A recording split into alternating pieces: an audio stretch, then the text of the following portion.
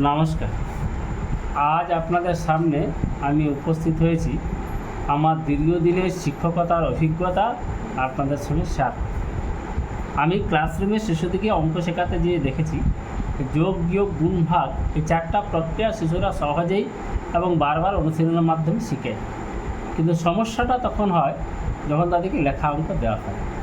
তখন একটি লেখা অঙ্ক যোগ বা বিয়োগ গুণ না ভাগ কীভাবে সমাধান করবে সেই জন্যই শিশুরা দ্বিধাগ্রস্ত হয় এবং সেখান থেকে অঙ্কের ভীতির সৃষ্টি হয়, যা পরবর্তী ক্ষেত্রে শিশুদের পড়াশোনার ক্ষেত্রে ব্যাঘাত সৃষ্টি করে। তা আজকে আমি ছোট্ট একটি বিষয় নিয়ে আলোচনা করব যে লেখা অঙ্কের ক্ষেত্রে কখন যোগ বা বিয়োগ মাধ্যমে সমাধান করা যায়। যদি একটি শিশুকে বলা হয় যে 2 এবং 3 যোগ করো, সে সহজেই লিখে দেবে 5। এবারে শিশুকে যদি বলা হয় যে 2টি টাকা, দুটি মার্বেল আর 3টি টাকা যোগ করলে কত হবে, সে কিন্তু চুপচাপ তাকিয়ে থাকতে পারে, কারণ মার্বেল এবং টাকা দুটো একক ভিন্ন, সেখানে যোগ করা সম্ভব নয়।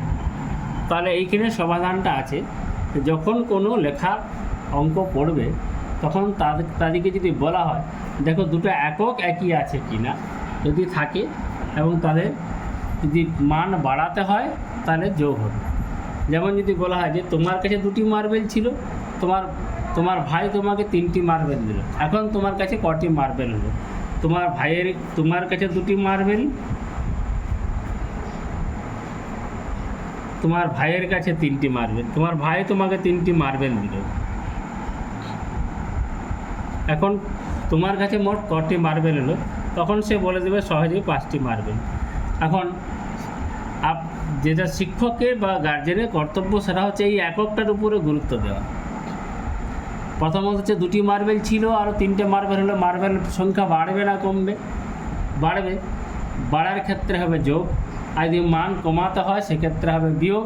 কিন্তু মনের গুরুত্বপূর্ণ বিষয় হচ্ছে এই দুটো একক একই কিনা। যেমন যদি বলা হয় যে একটি বাগানে 25টি নারকেল গাছ আছে, প্রত্যেকটিতে 25টি করে নারকেল ধরেছে। একটি বাগানে 25টি নারকেল গাছ আছে, প্রত্যেক নারকেল গাছে 10টি করে নারকেল ধরেছে, বাগানে মোট কতগুলি নারকেল ধরেছে? সেক্ষেত্রে কি হবে? সেক্ষেত্রেও বাড়বে। তখন তাহলে কি করতে পারি? দুটো রাস্তা, এক হচ্ছে 25 করে 10 বার আমরা যোগ করতে পারি, কারণ 25টা করে বাড়ছে, অথবা 25কে 10 দিয়ে গুণ করতে পারি। এখন তাহলে যোগ করলেও বাড়ে এবং গুণ করলেও বাড়ে, তাহলে সেক্ষেত্রে আমরা কোনটা করব? যদি দেখো যে প্রত্যেকটা মান সমান 25টা,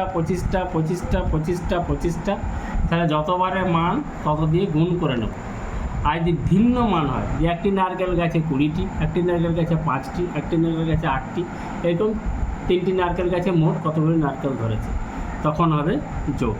তাহলে সেক্ষেত্রে যে নারকেলে যোগ হবে, অর্থাৎ মান সংখ্যা এবং রাশির মান যদি একই থাকে এবং মানের সংখ্যা যদি বৃদ্ধি হয় তাহলে হবে যোগ অথবা গুণ।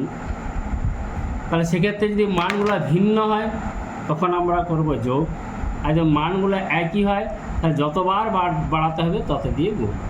আজ এই পর্যন্ত বললাম, পরবর্তী ক্লাসে আবার আপনাদের সামনে উপস্থিত হব। বিয়োগ এবং ভাগ কোন ক্ষেত্রে এই দুটি প্রক্রিয়ার মাধ্যমে লেখা অঙ্কের ক্ষেত্রে সমাধান করব সেই নিয়ে আলোচনা করব। এখন আমার এই অভিজ্ঞতা আপনাদের সঙ্গে শেয়ার করলাম। আমার অভিজ্ঞতা যদি আপনার শিশুদিকে অঙ্কের ভীতি দূরীকরণে কাজে লাগে তাহলে আমার এই মডার্ন ম্যাথ চ্যানেলটি সাবস্ক্রাইব করুন, শেয়ার করুন এবং নিয়মিত দেখতে থাকুন। নমস্কার।